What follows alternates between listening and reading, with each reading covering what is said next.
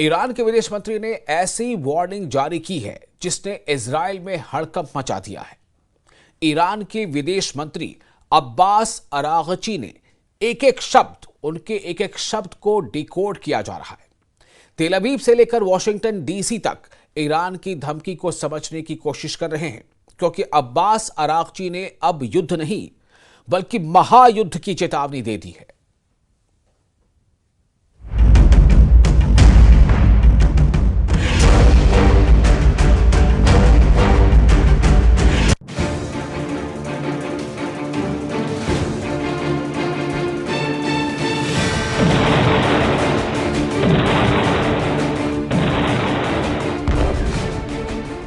जिससे भी लग रहा है कि युद्ध खत्म हो गया, गाजा में धमाके खामोश पड़ चुके हैं, जिसे भी लग रहा है कि सीरिया में शांति आ चुकी है, लेबनान में हिजबुल्लाह हथियार डाल चुका है, इजराइल का ऑपरेशन ठंडा पड़ चुका है, उसको चौंकाने वाली खबर ऐसी आई है कि 2025 की शुरुआत बहुत डराने वाली होगी।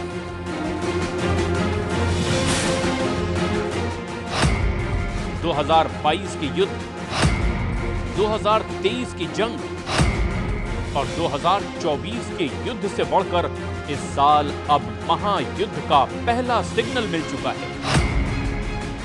2025 की शुरुआत यानी जनवरी के महीने में ही एक बड़ी जंग दस्तक देने लगी है। ईरान ने जनवरी के महीने में ही अपनी 1000 से भी ज्यादा मिसाइल लॉन्च करने के लिए तैयार कर ली है। इस बात की तस्दीक ईरान के विदेश मंत्री अब्बास अरागची ने भी कर दी है। अब्बास अरागची ने चीन के मीडिया को एक धमाकेदार इंटरव्यू दिया है। अरागची ने इस इंटरव्यू में जो बोला वो इजराइल की मीडिया में गोला बनकर गिरा है।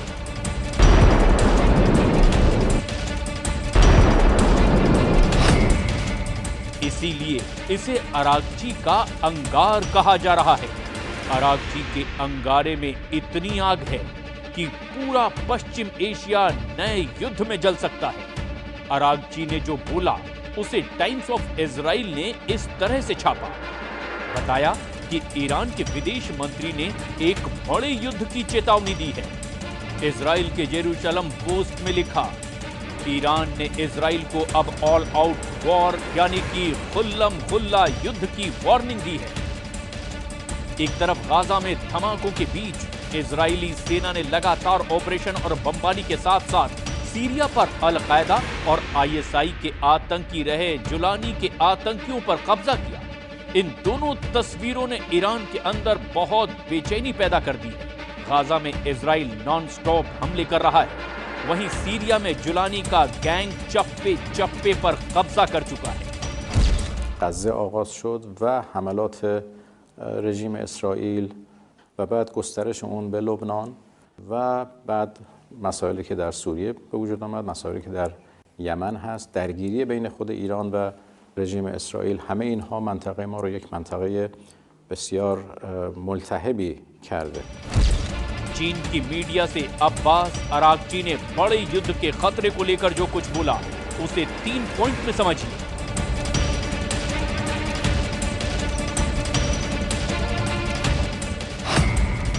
अरागची ने कहा कि ईरान भविष्य में इजराइल के किसी भी हमले के लिए तैयार है। अरागची ने कहा कि उम्मीद है कि इजराइल गलत कदम नहीं उठाएगा। अरागची ने कहा कि इजराइल ने हमला किया तो महायुद्ध होने की 100% गारंटी है।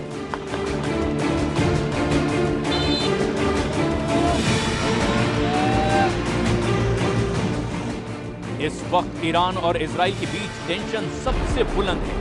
एक तरफ नेतन्याहू का वॉर कैबिनेट गाजा, लेबनान और सीरिया के मोर्चे पर खुद को जीता हुआ साबित कर रहा है।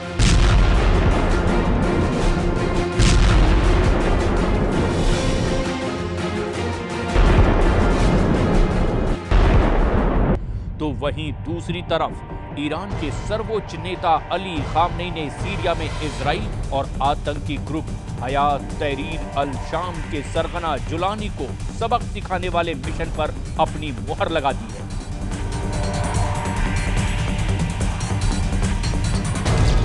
ولدت پیروزی هم قطعی است. حالا به این جوله باطل نگاه نکنید، بدانید اینایی که امروز جبلان میرن یه روز زیر پای مؤمنین لگدمال خواهند شد. खामनेई के बयान में नेतन्याहू के साथ जुलानी के लिए बड़ी वार्निंग है। खामनेई ने तय कर लिया है कि जिस तरह असद सरकार को हटाकर सीरिया को लूटा गया, अब उसी सीरिया के लोग इसका बदला भी लेंगे। उनके टारगेट पर अमेरिका के वो अड्डे होंगे जो ईरान के लिए खतरा बन चुके हैं। امروز آمریکایی ها در سوریه پی در پی پایگاه میسازند. حتما این پایگاه ها در زیر لگد جوانان سوری پایمال خواهد شد. खामनेई ने जो कहा उसकी गंभीरता नेतन्याहू और उनके चाहने वाले बहुत अच्छी तरह समझते हैं। डोनाल्ड ट्रंप को भी मालूम है कि राष्ट्रपति पद की शपथ लेने से पहले इजराइल और ईरान के बीच सीधा युद्ध किसी भी वक्त भड़क सकता है।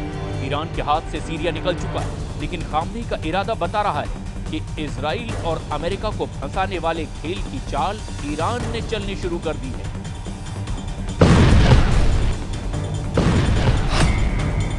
ईरान के सर्वोच्च नेता अली खामनेई के जनरल हुसैन सलामी कह चुके हैं कि इजराइल को सीरिया में दफन कर देंगे। زندگی می‌کردند چون ما به دنبال عزتشان بودیم. ما نرفته بودیم تا بخشی از خاک سوریه را منضم به خاک خودمان کنیم. نرفته بودیم تا آنجا را میدان جستجوی منافع بلند پروازانه و زیاده خواهانه خود قرار دهیم. वैसे नुकसान में सिर्फ ईरान है, ऐसा नहीं है। गाजा में हजारों बम गिराए जाने और हजारों जान जाने के बाद भी नेतन्याहू अपने युद्ध में पूरी तरह नाकाम साबित हो रहे हैं। गाजा में जारी इजराइल की बमबारी के बीच इजराइल की सबसे बड़ी चुनौती गाजा पर पूरी तरह कंट्रोल करना है।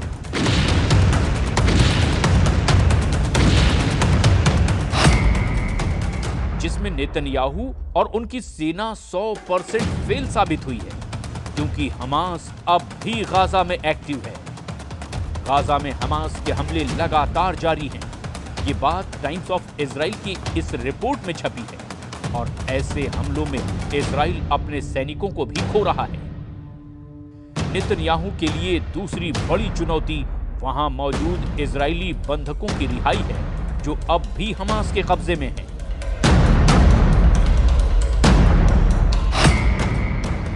इसमें भी नेतन्याहू और उनकी बहुत ही आधुनिक सेना 100% फेल साबित हुई है।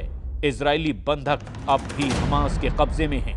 इजरायली अखबार हॉरेट्स में छपी खबर बताती है कि नेतन्याहू पर दबाव बढ़ाने की कोशिश हो रही है।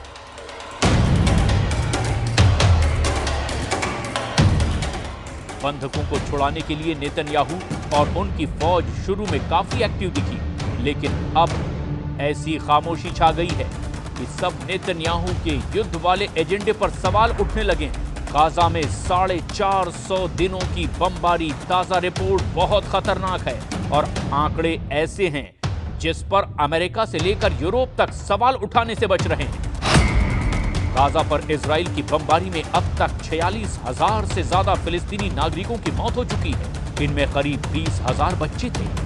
वहीं हमास के कब्जे में करीब 100 बंधक हैं और उनको छुड़ाने के लिए इजराइल में लगातार सीज फायर की मांग की जा रही है।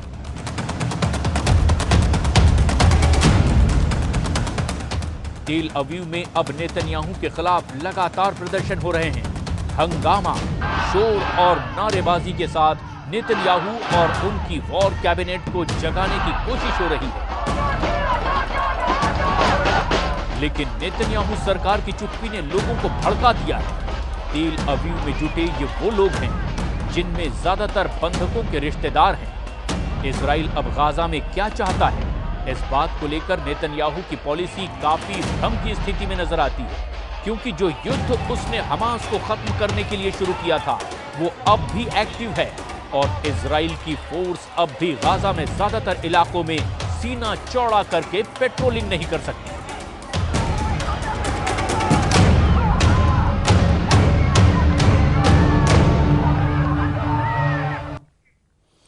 और सीरिया को खोने के बाद ईरान बहुत ज्यादा परेशान है। सीरिया फ्रंट पर पुतिन से भी ईरान को मायूसी मिली है। ऐसे में अब खामनेई ने इजराइल को हराने के लिए नया प्लान बनाया है।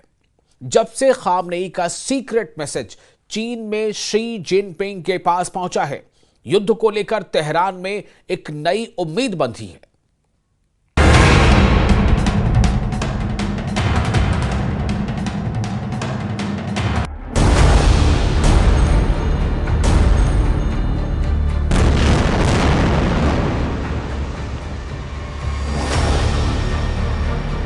क्या ईरान ने मास्टर स्ट्रोक चल दिया है?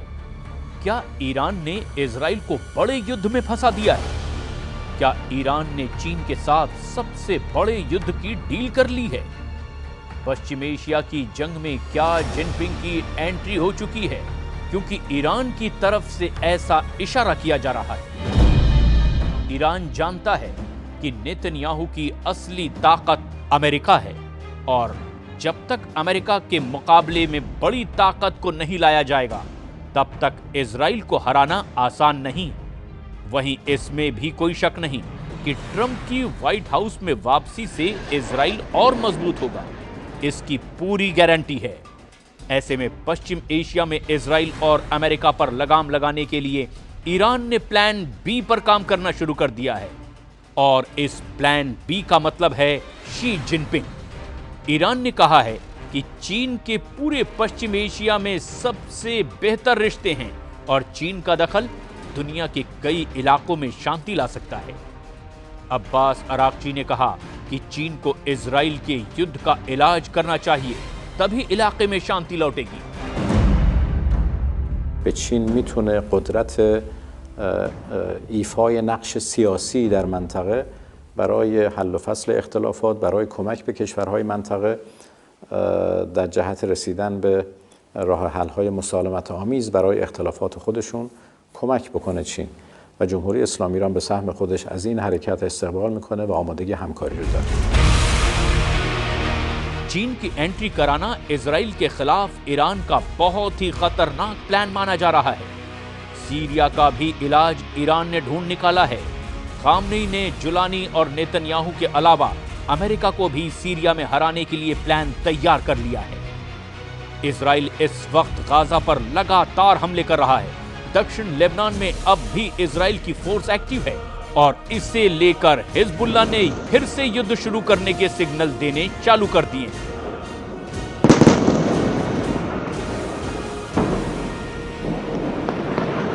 لا يوجد جدول زمني يحدد أداء المقاومة لا بالاتفاق ولا بعد انتهاء مهلة 60 يوما في الاتفاق.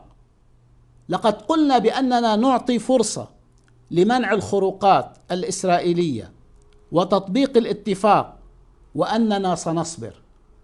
لا يعني هذا أننا سنصبر لمدة 60 يوما. 27 नवंबर को हिजबुल्लाह और इजराइल के बीच सीज फायर हुआ था।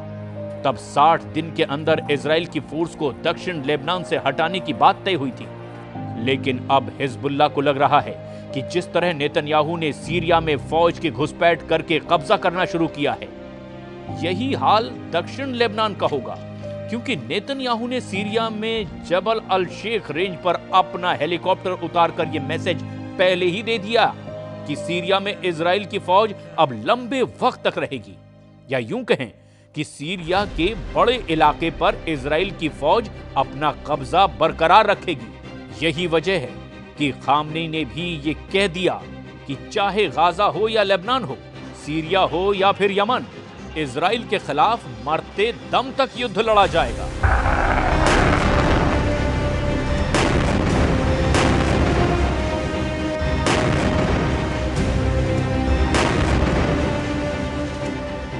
هر خونی که لبنان نماد مقاومت و پیروز خواهد شد،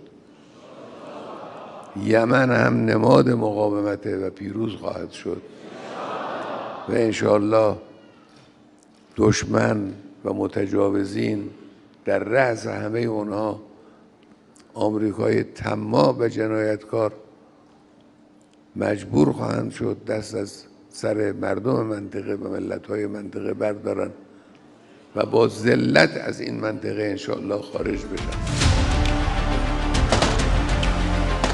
इसमें कोई शक नहीं कि ईरान एक तरह से सीरिया में हारा है। वहां की असद सरकार को हटाने के पीछे अमेरिका और इजराइल का जॉइंट प्लान रहा और बशर अल असद को सत्ता से हटाने में जुलानी सबसे आगे रहा और जुलानी का नजरिया इजराइल को लेकर काफी नर्म है।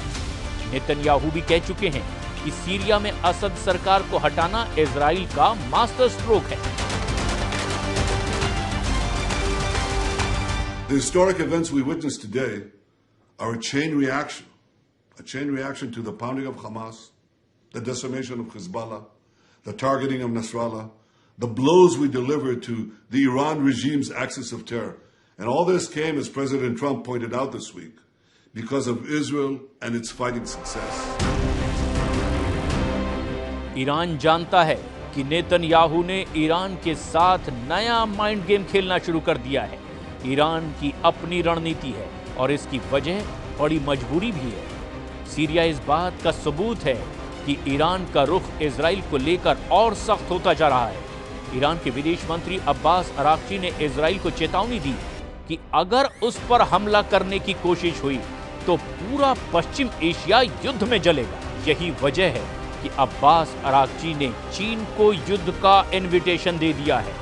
ईरान चाहता है कि चीन भी सीरिया, गाजा और लेबनान के वॉर जोन में एंट्री करे और इसे ही ईरान की चीन के साथ सबसे बड़े युद्ध की डील कहा जा रहा है। ईरान किसी भी कीमत पर नहीं चाहता कि सीरिया में इजराइल मजबूत हो, जबकि नेतन्याहू ने तो सीरिया में बफर जोन का एक्सटेंशन बनाना भी शुरू कर दिया है। लेकिन ईरान से लेकर सऊदी अरब और बाकी अरब देश भी बहुत अच्छी तरह से जानते हैं कि ग्रेटर इजराइल नेतन्याहू के वॉर कैबिनेट का सबसे बड़ा एजेंडा है और इस एजेंडे को नहीं रोका गया तो उनका काम भी तमाम हो जाएगा। और यही वजह है कि ईरान ने बाकी अरब देश से अपने संबंध बेहतर बनाने शुरू कर दिए हैं। بسیار پر التهاب در منطقه خاورمیانه و غرب آسیا رخ انجام گرفت. ما چند اولویت داریم. یکی از این اولویت‌ها حسن روابط همسایگی در منطقه پیرامونی خودمون هست. ایجاد ارتباط خوب. इसमें कोई शक नहीं कि पश्चिम एशिया में युद्ध खत्म होने का नाम नहीं ले रहा और इस युद्ध में सबसे ज्यादा धमाका इजराइल ही कर रहा है, चाहे गाजा हो या फिर सीरिया या फिर दक्षिण लेबनान। धमाके बहुत ज्यादा हो रहे हैं और मौतों का आंकड़ा भी बेकाबू हो चुका है। इस वक्त गाजा, लेबनान और सीरिया के आसमान में इजराइल की एयरफोर्स बहुत एक्टिव है। इजराइल के F-15 फाइटर जेट लगातार उड़ान भर रहे हैं और इनको ऐसे ऐसे बमों से लैस किया गया है जिससे ऐसे धमाके हो रहे हैं जिसकी गूंज तेहरान तक पहुंच रही है। इजराइल के इन धमाकों के साथ सीरिया में जुलानी का ऐसा तूफान आया है कि उस तूफान में न सिर्फ बशर अल असद की सरकार उड़ी बल्कि असद की मदद करने वाले पुतिन और खामनेई का मजबूत खूंटा भी उखड़ गया। जुलानी ने सीरिया में ऐसा जाल फैलाया कि इस जाल में फंसे रूस और ईरान की सेना को सीरिया से भागना पड़ा। जुलानी का जाल बुनने वाले तुर्की और इजराइल इस वक्त बहुत खुश हैं। जुलानी का जाल इतना मजबूत बताया जा रहा है जिसकी जद में अब कई और अरब देश भी आ सकते हैं। डर है कि इसमें जॉर्डन के राजा किंग अब्दुल्ला भी फंस ना जाएं और जुलानी का अगला टारगेट जॉर्डन बन सकता है। खौफ सऊदी अरब में भी बढ़ चुका है। यही वजह है कि सीरिया में तख्ता पलट से पहले सऊदी अरब के क्राउन प्रिंस ने बशर अल असद की तरफदारी में कई बातें भी कही थी। इजराइल के धमाकों को लेकर ईरान में खौफ सबसे ज्यादा है। इजराइल सीरिया के सभी मिलिट्री अड्डे तबाह कर चुका है। जुलानी के कब्जे के बाद तो लेबनान और ईरान के बीच वाली ईरान की सप्लाई लाइन भी अब खत्म हो चुकी है और यही वजह है कि ईरान बहुत ज्यादा बेचैन है।